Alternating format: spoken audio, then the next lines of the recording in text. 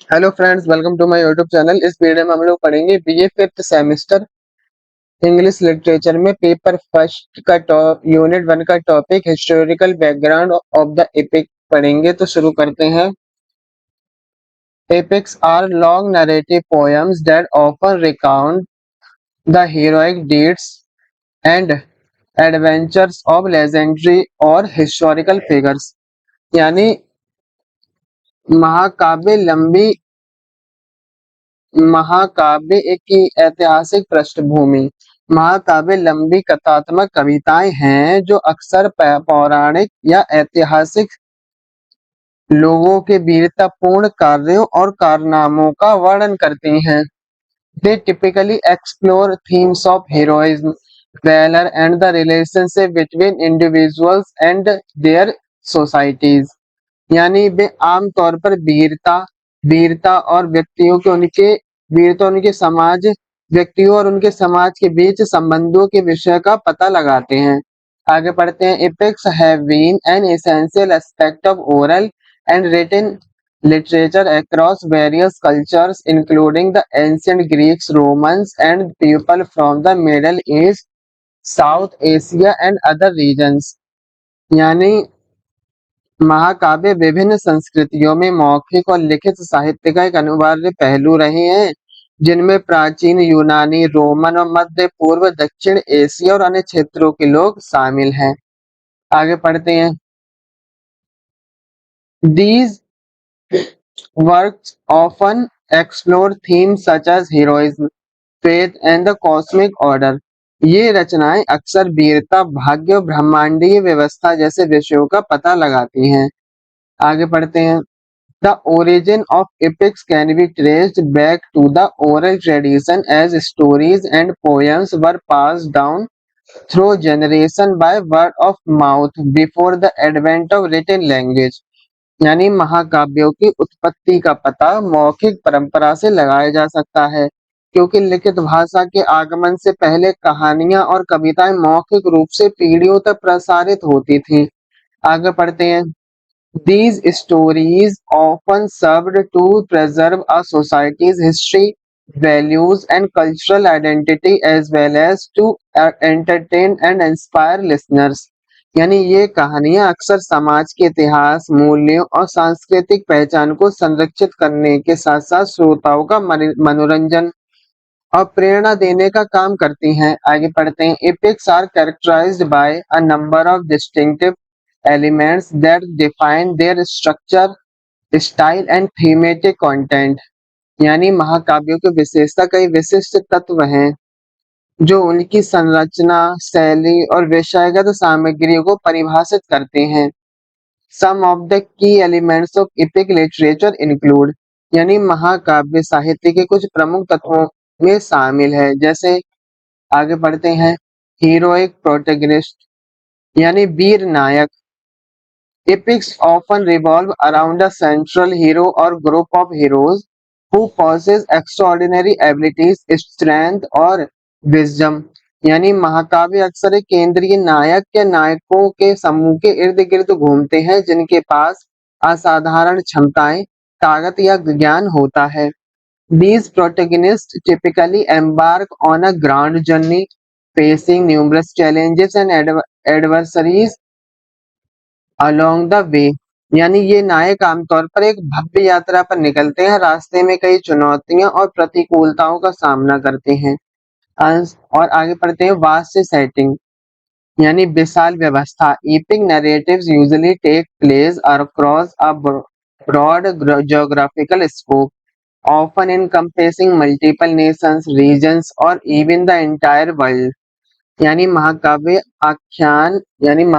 का वर्णन आमतौर पर एक व्यापक भौगोलिक दायरे में होते हैं जो अक्सर कई देशों, क्षेत्रों या यहाँ तक कि पूरी दुनिया को कवर करते हैं।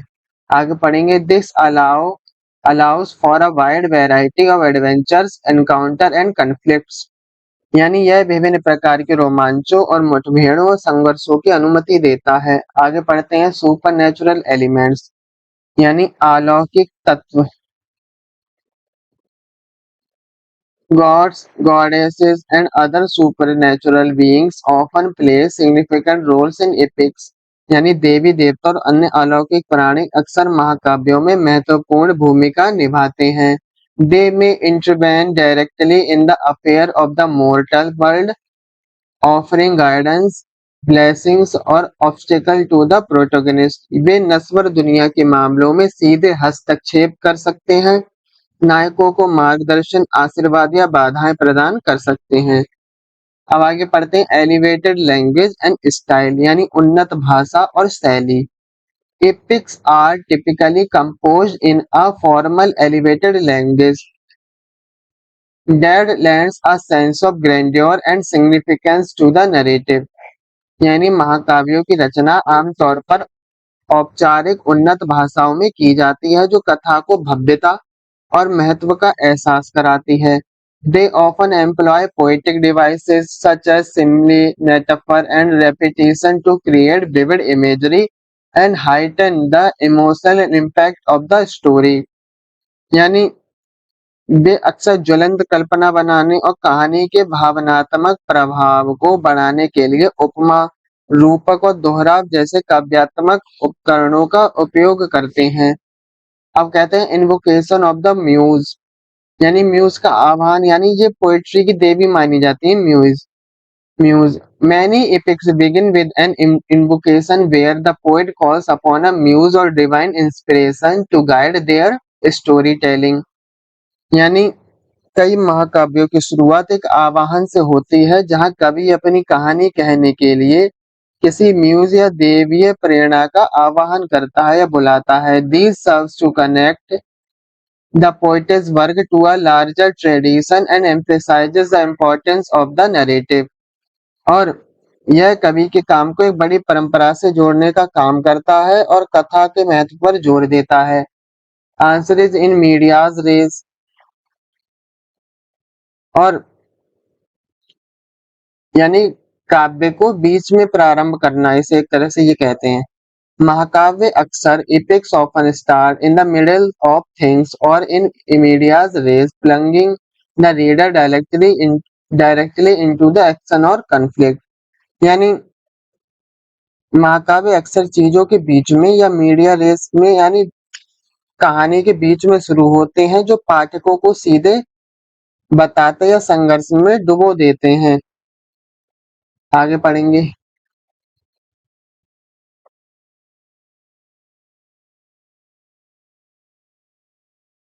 Background information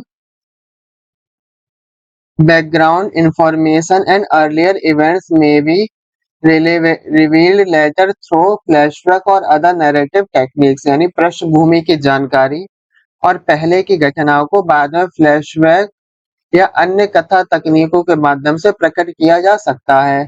catalogues and genealogies. वंशावली कैटलॉग और वंशावली genealogies. वंशावली epic poetry often includes lengthy lists of character, places or objects as well as detailed description of family lineage. यानी महाकाव्य कविता में अक्सर पात्रों, स्थानों या वस्तुओं की लंबी सूची के साथ साथ पारिवारिक वंशावली का विस्तृत विवरण भी शामिल होता है.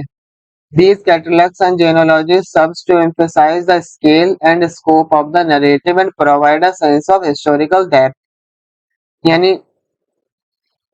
ये कैटलॉग और वंशावली कथा के पैमाने और दायरे पर जोर देने और ऐतिहासिक गहराई की भावना प्रदान करने का काम करते हैं.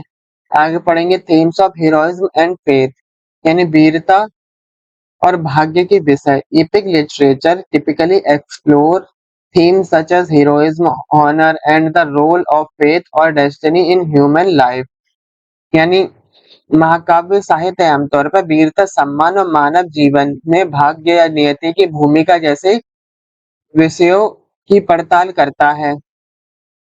Protagonists often struggle with questions of duty, morality, and the consequences of their action, reflecting larger cultural values and ideals. यानी नायक अक्सर बड़े सांस्कृतिक मूल्यों और आदर्शों को दर्शाते हुए कर्तव्य, नैतिकता और अपने कार्यों के परिणामों के सवालों से जूझते हैं. अब पढ़ेंगे एपिथेट्स एंड स्टॉक फ्रेजेस, विशेषण और स्टॉक वाक्यांश। Epics frequently employ epithets or descriptive phrases to characterize people, places और objects।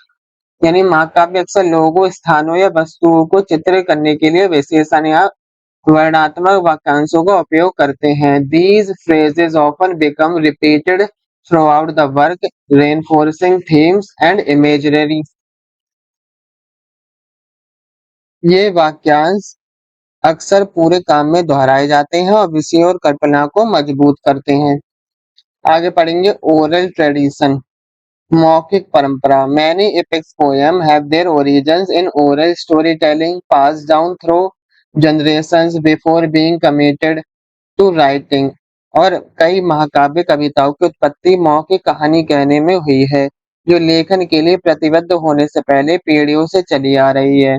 As a result, परिणाम स्वरूप these works often bear traces of moral traditions such as formulaic language, repetition and mnemonic devices। यानी इन कार्यों में अक्सर मौखिक परंपरा के निशान मिलते हैं, जैसे सूत्रबद्ध भाषा, दोहराव और स्मरणीय उपकरण। Some of the earliest known epics include, यानी सबसे पहले ज्ञात महाकाव्यों में कुछ शामिल हैं, जैसे the epic of Gilgamesh,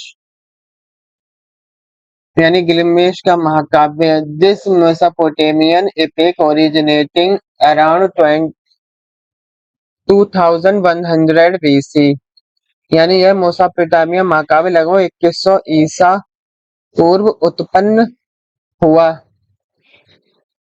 is one of the earliest known works of literature, और साहित्य के सबसे पहले ज्ञात कार्यों में से एक है।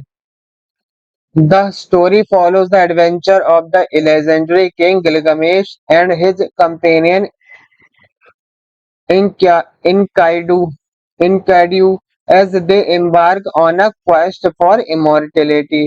यानी कहानी प्रसिद्ध राजा गिलगमेश और उनके साथी एनकेडू के साहसिक कारनामों पर आधारित है, जब वे अमरता की तलाश में निकलते हैं।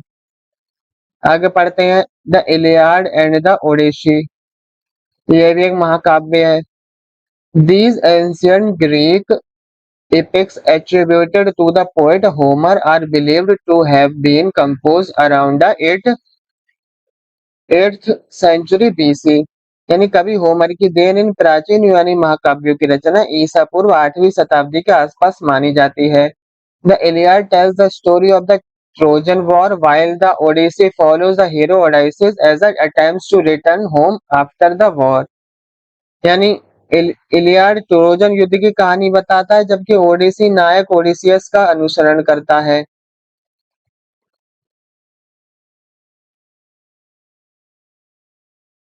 आगे पढ़ते हैं the Mahabharata and Ramayana. These ancient Indian epics were composed in Sanskrit around the 15th century BC। ये प्राचीन भारतीय महाकाव्य 5वीं शताब्दी ईसा पूर्व के आसपास संस्कृत में लिखे गए थे। The Mahabharata recounts the story of great war between two groups of cousins, while the Ramayana tells the tale of Prince Ram's quest to rescue his wife Sita from the demon king Ravan। Mahabharat में चचेरे भाइयों के दो समूह के बीच एक महान युद्ध की कहानी बताई गई है, जबकि रामायण राजकुमार राम की पत्नी सीता को राक्षस राजा रावण से बचाने की कहानी बताती है। आगे पढ़ेंगे द एनियड, ये भी एक तरह का क्या है, महाकाव्य है। This Latin epic written by the Roman poet Virgil in the 1st century BC। ईसा पूर्व पहली शताब्दी में रोमन कवि वर्जिल द्वारा लिखा गया लैटिन महाकाव्य एक ट्रोजन नायक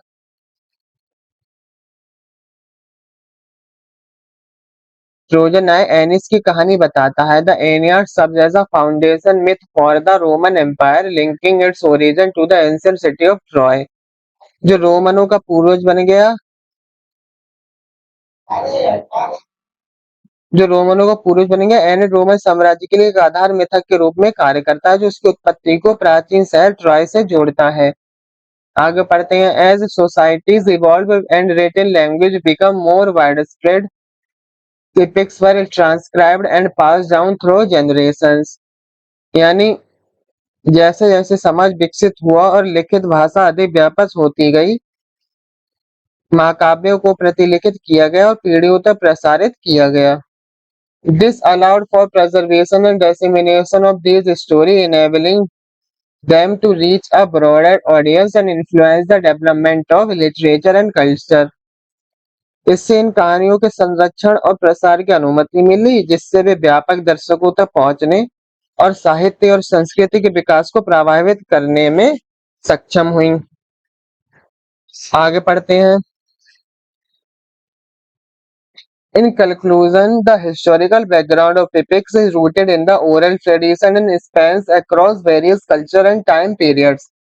यानी निष्कर्षतः महाकाव्यों की ऐतिहासिक पृष्ठभूमि मौखिक परंपरा में निहित है और विभिन्न संस्कृतियों और समय अवधियों तक फैली हुई है।